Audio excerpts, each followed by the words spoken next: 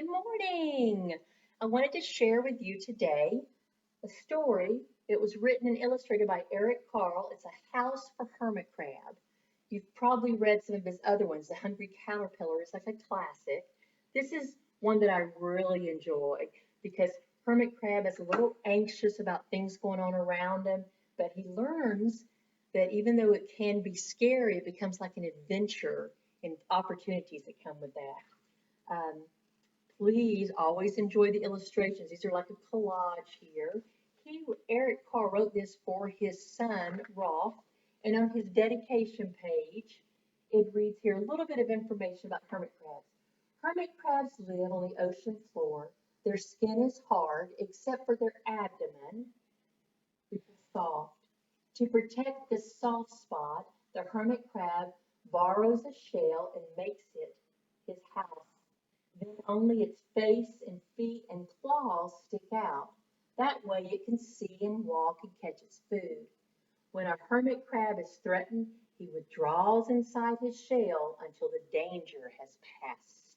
There's the danger lurking. Our frogs are going to enjoy this. This is Herb and Snowflake. They're a little active right now, so you may see some splashing in the background. This is the closest I have to an ocean. Time to move, said Hermit Crab one day in January. I've grown too big for this little shell. He had felt safe and snug in his shell, but now it was too snug. Hermit Crab stepped out of the shell and onto the floor of the ocean. It was frightening out of the open sea, without a shell to hide in. What if a big fish comes along and attacks me? He thought. I must find a new home soon. Early in February, Hermit Crab found just the house he was looking for. It was a big shell and strong. He moved right in, wiggling and waggling about inside to see how it felt. It felt just right, but it looked so, well, so plain. Hermit Crab. In March, Hermit Crab met some sea anemones. They swayed gently back and forth in the water. How beautiful you are, said Hermit Crab. Would one of you be willing to come and live on my house? It is so plain. It needs you. I'll come, whispered a small sea anemone. Gently, Hermit Crab picked it up with his claw and put it on his shell. Now, they may look like flowers, but they're actually living creatures. They don't have a skeleton, but these tentacles right here kind of reach out and get its food. The nice thing about this too is that they have they benefit each other because the sea anemone can camouflage or hide the hermit crab, and the hermit crab can help get food for it. So when two creatures help each other out, it's called a symbiosis relationship. Big word, I know, I love it. In April, Hermit Crab passed a flock of starfish moving slowly along on the seafloor. How handsome you are, said Hermit Crab. Would one of you be willing to decorate my house? I would, said the little sea star. Carefully, Hermit Crab picked it up with his claw and put it on his house. In May, Hermit Crab discovered some coral. They were hard and didn't move. How pretty you are, said Hermit Crab.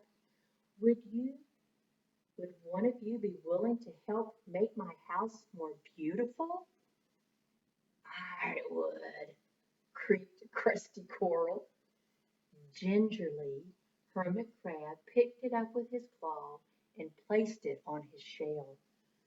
I like how endearing the hermit crab is. He's gentle and careful, and now he's gingerly doing it. In June, Hermit Crab came to a group of snails crawling over a rock on the ocean floor. They grazed as they went, picking up algae and bits of debris, and leaving a neat path behind them. How tidy and hard working you are, said Hermit Crab. Would one of you be willing to come and help clean my house? I would, offered one of the snails. Happily, Hermit Crab picked it up with his claw and placed it on his shell. In July, Hermit Crab came upon several sea urchins. They had sharp, prickly needles. Oh, how fierce you look, said Hermit Crab. Would one of you be willing to protect my house? I would, answered a spiky sea urchin. Gratefully, Hermit Crab picked it up with his claw and placed it near his shell.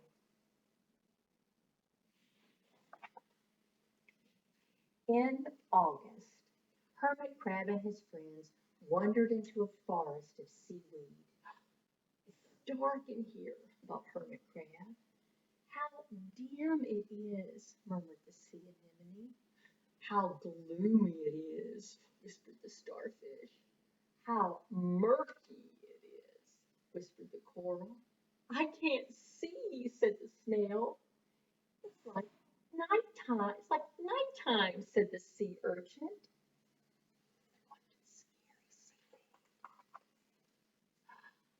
In September, Hermit Crab spotted a school of lanternfish darting through the dark water. Oh, how bright you are, said Hermit Crab. Would one of you be willing to light up our house? I would, replied a lanternfish, and it swam over near the shell. It's kind of like the lightning bugs of the ocean. In October, Hermit Crab approached a pile of smooth pebbles. Oh, how sturdy you are, said Hermit Crab. Would you mind if I rearranged you? Oh, not at all, replied the pebbles. Hermit Crab picked them up one by one with his claw, and he built a small wall around his shell. Now my house is perfect, cheered Hermit Crab. All right, he's got everything he needs here. I'll predict what he thinks is going to happen. But in November, Hermit Crab felt that his shell seemed a bit too small. Little by little over the year, Hermit Crab had grown. Soon he would have to find another bigger home. But he had come to love his friends, the sea anemone, there we go, the starfish, the coral, the sea urchin, here he is, the sea urchin, and the snail, the lanternfish, and even the smooth pebbles. They have been so good to me, thought Hermit Crab. They are like a family. How can I ever leave them? In December, a smaller hermit crab passed by. I've outgrown my shell, she said. You know of a place for me? I've outgrown my house too, answered Hermit Crab. I must move on. You're welcome to live here, but you must promise to be good to my friends. I promise, said the little crab. Oh, how lovely. The following January, Hermit Crab stepped out and the little crab moved in. I couldn't stay in that little shell forever, said Hermit Crab as he waved goodbye. The ocean floor looked wider than he remembered, but Hermit Crab wasn't afraid. Soon he found the perfect house. It was big. It was a big empty shell. It looked, well, a little plain, but what do you think? Sponges, he thought. Barnacles or clownfish, sand dollars, or electric eels. Oh, there were so many possibilities. I can't wait to get started. So he's no longer afraid. He's ready to take on the adventure. Oh, these times I'm ready to take on the adventure too. I hope you enjoyed it. Our frogs were a little busy back here. I'm not sure if it's close enough for you to see them. I'm going to attempt to move it closer. Let's see. Whoop, sorry about that.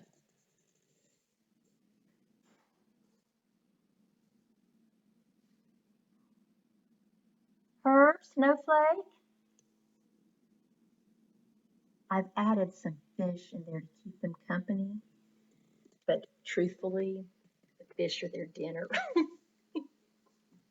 Enjoy, and I'll see you later. Love you guys.